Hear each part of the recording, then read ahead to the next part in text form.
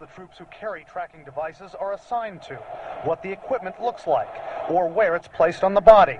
Just about every U.S. military vehicle in Iraq has GPS or another type of electronic tracking device so their commanders can monitor them. It's called Blue Force tracking. Some law enforcement units back home have experimented with chips that give physical data about officers but don't have tracking signals. U.S. military officials say soldiers and Marines in most regular combat units in Iraq, like the Missing Soldiers Division, are not outfitted with tracking devices. One reason? The danger involved if a soldier carrying one gets captured. That provides certain options for the adversary.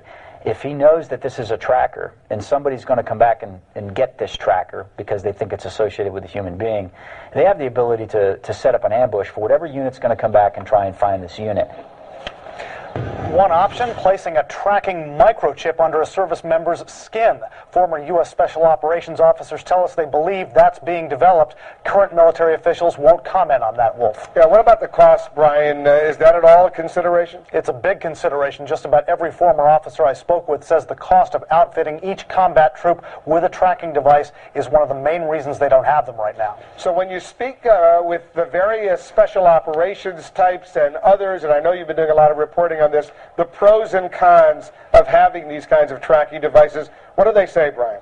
Some believe that every service member should have them. Some don't because of the risks we talk about. But others say if they can deal with the cost and pay for all of this, it is worth it not only to track missing troops, but to be able to tell friendlies from enemies on the battlefield. Brian Todd reporting for us. Such devices, by the way, are not just tools for war. They're also tools that could keep all of us and all of our families safe. We saw that back in February when 3 mountain climbers and their dog were stranded overnight on Oregon's Mount Hood. Rescuers found them all safe by tracking their mountain locator unit, a device similar to the one seen here. Also, many models of cell phones use GPS tracking software that could locate you in case of an emergency.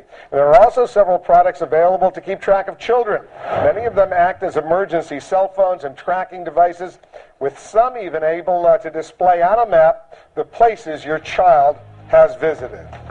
Still ahead tonight.